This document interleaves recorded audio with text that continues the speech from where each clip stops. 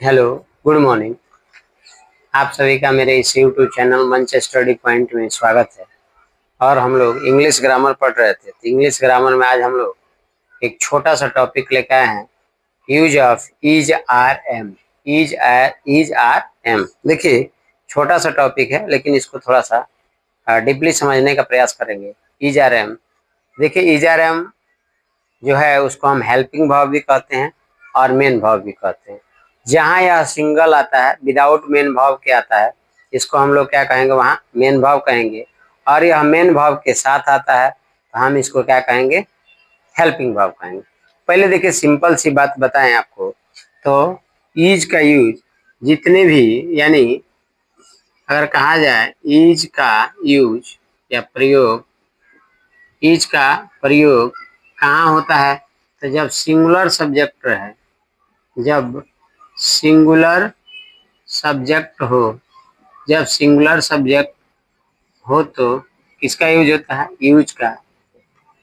वही आर का देखा जाए तो आर का प्रयोग कहाँ होगा, तो आर का प्रयोग जब जब जो प्लुरल प्लुरल सब्जेक्ट हो, प्लुरल सब्जेक्ट हो तो आर का। वैसे ही एम देखा जाए, एम केवल एम का प्रयोग ओनली सब्जेक्ट आई के साथ प्रयोग होता है। तो यहाँ तक समझ में आया कि इसको सबसे पहले तो हेल्पिंग वर्ब कहेंगे।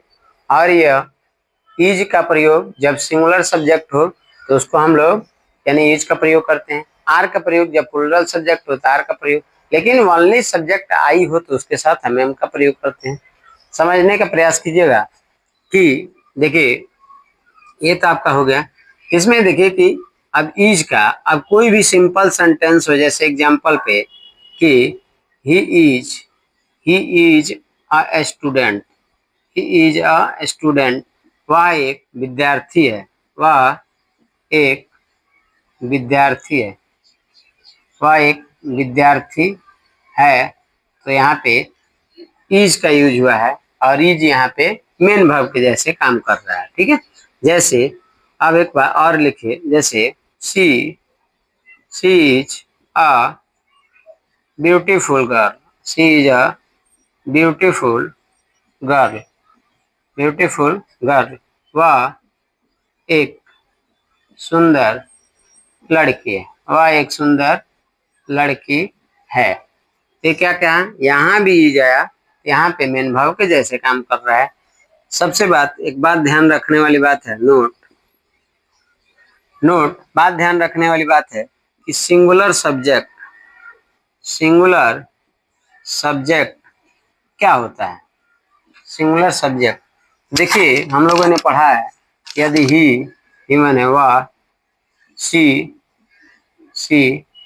माने विवाह, किसके लिए, स्त्री के लिए, तो एंड इट, एंड एक नाम यानी कि सिंगल नेम, एक वन नेम हो तो इज का प्रयोग किया जाता है, इज का प्रयोग किया जाता है। ये नोट याद रखने वाली बात है। वैसे एग्जाम्पल देखिए आर का, जैसे कहा जाए you are a servant, you are a servant, आप एक नौकर हैं, आप एक नौकर हैं, आप एक नौकर हैं। तो यहाँ पे आर जो है मेन वर्ब के जैसे काम कर रहा है। वैसे ही they are good boy, they are good boy, वे लोग वे लोग वे लोग बहुत अच्छे, नहीं, वे लोग बहुत अच्छे लड़के हैं, वे लोग अच्छे लड़के हैं, ठीक है। तो अब एक बात और ध्यान रखने वाली चीज है कि नोट करके याद रखेंगे कि यू दे वी, इसका मतलब यू का मतलब होता है तुम लोग,